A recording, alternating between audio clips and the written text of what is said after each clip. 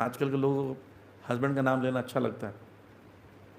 तो मैं किसी के घर पे गया था, तो दिल्ली में थोड़ा कल्चर ख़राब है, हस्बैंड्स को या आसपास में बोलना थोड़ा रफ लैंग्वेज होता है।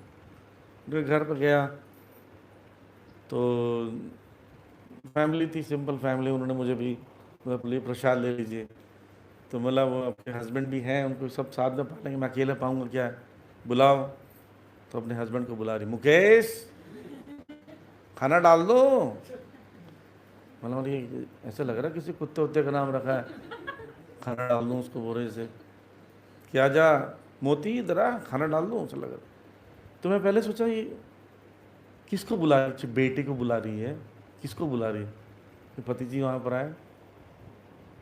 ये मुकेश है, बोले आपके हस्बैंड है, बोला हाँ। बोलती हाँ, बोला आपको प्रभु जी तो बोलो कम से कम, आप देखो ये नाम नहीं ले जाता हस्बैंड। क्या जिस भी कोई व्यक्ति पूजनीय है उसका नाम नहीं लिया जाता, इवन गुरु का नाम नहीं लिया जाता, पुकारने के लिए कभी नाम नहीं लिया जाता।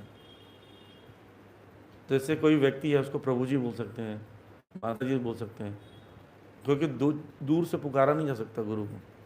अगर आपको बात करनी है तो वहाँ तक दौड़ कर जाकर उनके सामने जाकर दंडवत प्रणाम कर कर पूछना चाहिए कि आपसे प्रश्न पूछ सकते हैं, आपको कुछ बताना है बता सकते हैं। ये शिष्टाचार है। ऐसी पत्नी को अपने पति का नाम नहीं लेना चाहिए। अगर आप पति का नाम ले रहे हो तो इसका मतलब आप सम्मान नहीं कर रहे हो।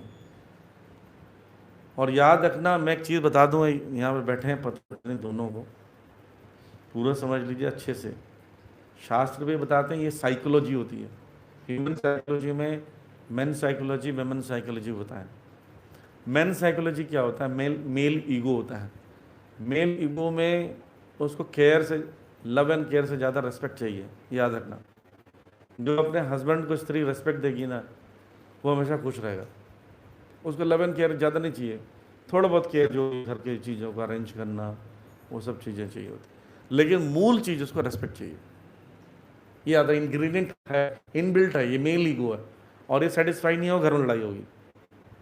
और स्त्री को क्या चाहिए, एक बच्चे के जैसा केयर चाहिए, लव एंड केयर। जैसे बच्चे को आजा खा ले, क्या कर रहे हो, क्या हुआ, मुंह क्यों उतरा हुआ है ना, ये सब जो पूछना रहता है वो उसी में खुश हो जाती है। थोड़ा वो जैसे बच्चा अपना स्टोरी सुनाते रहता है, माँ बाप सुनते रहते हैं ना, वो खुश रहता है। ऐसे वो सुनते रहे बस, सोल्यूशन नहीं चाहिए। स्त्रियों को कोई सोल्यूशन नहीं चाहिए, तो पहले से सारा सोल्यूशन कर बैठी हो, बस आपको सुनना है। सुनने मात्र से खुश हो जाएगी। सुन लो, ओहो ऐसा हो गया तुम्हारे साथ, ओहो तो बहुत गलत हुआ, तुम्हारे साथ तो ऐसा नहीं होना चाहिए। भले वो सही हुआ जो भी हुआ, लेकिन ये स्वभाव होता है। ये बात अगर आप डील कर रहे हैं फैमिली में, आराम से जिंदगी उतार सकते हैं। This is a secret. और जो लोग ऐसा अनुभव कर रहे हैं उनको पता होगा। तो इसलिए यहाँ पर उन्होंने ब्राह्मण का, हे ब्राह्मण। तो जैसे कोई प्रभु जी तो प्रभु जी बोलिए, अगर आपके पति कोई ऋषि है तो ऋषि बोलना चाहिए, ब्राह्मण ब्राह्मण बोलना चाहिए, उनके गुणों को बोलना चाहिए, है ना, नाम नहीं लेना चाहिए। पुराने जमाने थोड़ा अच्छा भी था, पति का नाम लेते तो अपने पुत्र के नाम से लेते थे, है ना, कि सोनू के पिताजी, पप्पू के पिताजी। एक स्त्री गई और भजन करने गई, तो भजन कीर्तन चल रहा था, तो कीर्तन में उनके पति का नाम आता था। तो कीर्तन कैसे गाएगी, रघुपति राघव राजा राम, पप्पू के बापू सीताराम। तो पप्पू के बापू का नाम क्या था, पतित पावन। अब पतित पावन कैसे नाम लेगी वो, तो पप्पू के बापू सीताराम। तो इतना ज़्यादा, गांव में तो और ज़्यादा होता है। जैसे उड़ीसा में जाएंगे, बंगाल में जाएंगे, जैसे एक मेरे फैमिली में मेरी सिस्टर के जो ससुर हैं, उसका नाम त्रिलोकीनाथ। वो त्रि शब्द है ना, वो तीन भी नहीं बोलेंगे। जैसे बोलेंगे 3 रोटी लाओ, बोले 2 और 1 रोटी लेकर आओ। इतना ज़्यादा कॉन्शियस रहते हैं। वो तो थोड़ा ज़्यादा ही है, लेकिन फिर भी आप नाम नहीं ले रहे हो, त्रिलोकीनाथ नाम नहीं ले रहे हो, सोनू के पिताजी बोल रहे हो, सोनू के पिताजी इधर आ। ये पर्पस नहीं है कि सोनू के नाम नहीं लेते हम। नाम लेने से 100% उसका उम्र घट जाता है। और जो इज्जत दे रहे हो, इससे कुछ नहीं होने वाला। तो रेस्पेक्ट तो मूल मेन इंग्रेडिएंट है, रेस्पेक्ट दीजिए। अपने पति का आध्यात्मिक नाम भी नहीं पुकारना चाहिए।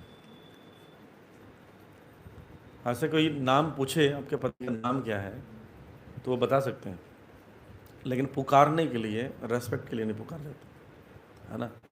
वो अच्छा नहीं है। वो एक्चुअली पता क्या है, ये कहीं ना कहीं कंपटीशन है। स्त्रियाँ कंपटीशन करना चाहती है, तो हमारा नाम ले, हम क्यों नहीं लें। ये अच्छा नहीं है। तो इसलिए आप भगवान का नाम अच्छे से जपिए। सिर्फ अपने पति का नाम लेने से थोड़ी गोलोक धाम जाओगी। और देखो, स्त्री जो स्वभाव है, स्त्री जो शब्द है, वो एक चेतना बताता है। स्त्री के चेतना का मतलब होता है कि सेवक का कार्य करना, और पुरुष जो है वो भोगने वाला कार्य। इसलिए भगवान को पुरुष कहा जाता है, बाकी सब स्त्री हैं।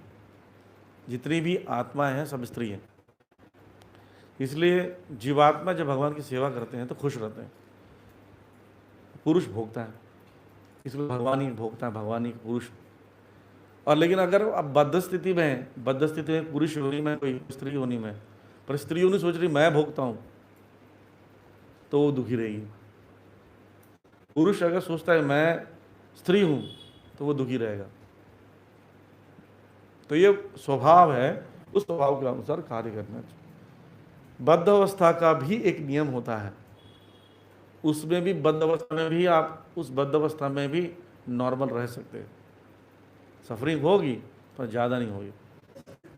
जैसे भोजन है, भोजन करण करना, स्नान करना, सोना, खाना, ये सब कार्य भी कंडीशनिंग है, राइट।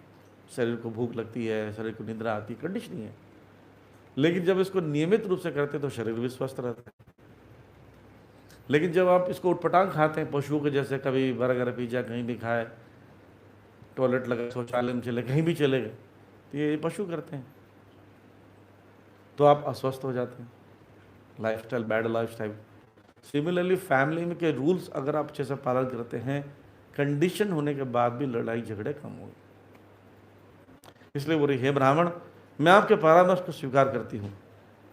देखो, अगर आप पिछले श्लोक में जाओगे, कश्यप मुनि कह रहे हैं, कल्याणी, यदि तुम अपने इस व्रत का संबंध में मेरे उपदेश का कम से कम 1 वर्ष तक पालन करोगी, तो वहाँ लिखा है तुम, यहाँ लिखा है हे ब्राह्मण, मैं आपके परामर्श। तो यहाँ पर वो बोल रही आप। ये साफ लैंग्वेज पता चल रहा है कि वो उनसे उम्र में बड़े हैं और रेस्पेक्ट कर रही है। वो तुम बोल सकते हैं, और ऐसा नहीं कि आप बोलने से इज्जत घट जाती है। वो अपनी पत्नी को आप भी बोल सकता है, ये विधि होता है। छोटे को तुम बोला जा सकता है, पर सही उच्चारण तो दोनों के लिए आप। बच्चों को भी आप करके बोलना चाहिए, तो उससे थोड़ा शिष्टाचार होता है। हर भाषा में, हर स्थान में 2 स्तरों का लैंग्वेज होता है।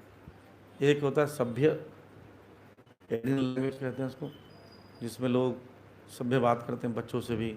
हाँ बेटा आप खाओगे, बेटा खाया गया, है ना। तुम वो कर लो, तू वो कर ले, आप वो कर लीजिए, है ना। आइए बैठिए, आ बैठ जा। तो वो लगता है ये बहुत अपनापन हृदय से होता है। आप बोलेंगे भी तब भी प्रेम में कभी त्रुटि नहीं होगी। तो ये विधि है।